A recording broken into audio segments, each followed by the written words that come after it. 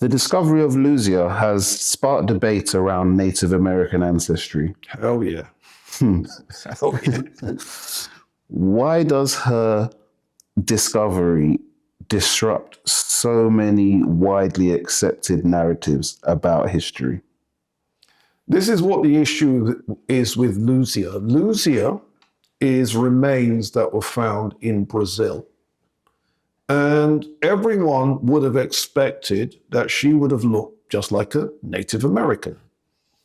And the Native Americans are part of the same group of people, the same family, that you would include the Chinese, the Japanese, the Koreans, the Filipinos, that type of East Asian looking population. The Native Americans are thought to be their brothers and sisters. And so everyone expected that when they reconstructed the face of Luzia, she would be that too. And then they reconstructed the face and it was like, damn. And because she's the first South American that we know anything about, then double damn. Mm-hmm. And so all kinds of consternation has happened in anthropological circles because they've got something that they can't really explain. Also, I have read that something funky happened to the institution that housed Luzia, and a fire took place. I don't know if you're aware of this. No. Yeah. So the original doesn't exist anymore. Okay. Yeah. So make of that what you will. But yes, the peopling of ancient South America is now looking a bit different to what we were expecting. Mm-hmm. So I used to teach for years and years and years. The people of the Americas migrated from Siberia. You know, Siberia and Alaska are nearly touching. Okay. And the Siberians would be your Chinesey, Japanesey, Korean-looking population, and them and the Native Americans are the same. And Luzia upset all of that. And Luzia is not the only early skeleton that upsets the apple cart. And so it means that there's a black, ancient, prehistoric presence that needs to be acknowledged. You said Afro-Cuban music is one of the clearest reflections of African music in the West. Can you explain why it stands out as such a strong cultural mosaic? Here's why.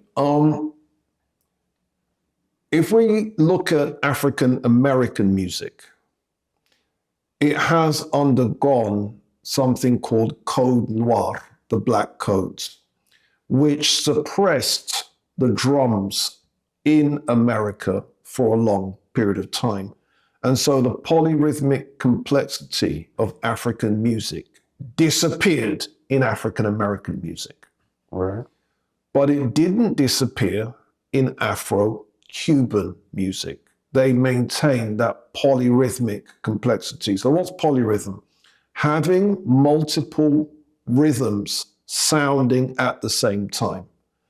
And so one drummer plays one pattern, a second drummer plays a different pattern, a third drummer plays a different pattern again.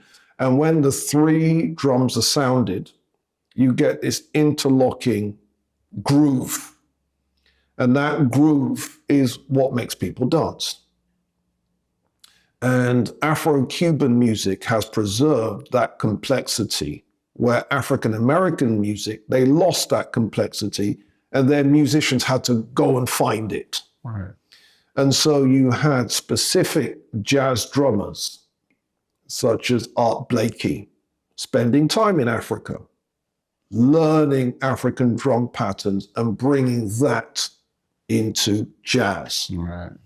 You had James Brown with his tune Licking Stick, 1966, which is the beginnings of funk, which is polyrhythmic soul music. James Brown and his people came up with that. Yeah. But before James Brown and before Art Blakey, polyrhythm had largely disappeared. So what happened in Cuban music is they preserved it. Now, just as you have a relationship between soul music in America and its parent, gospel music. So a person that's a soul singer, chances are you get their biography and you find out that they sang in church. Aretha Franklin, and so on and so forth. Yeah. Right? In Cuba, the Black Cubans that produced Afro-Cuban, you then check their backgrounds, and they used to sing in Santeria environments. So the great queen of Cuban music, Celia Cruz, grew up singing Santeria. Santeria is the religious Yoruba music. And she did that before crossing over into mainstream Afro-Cuban. This is the same stuff that gets called salsa. Mm-hmm. Yeah, it's not the correct name. Afro-Cuban is the same name.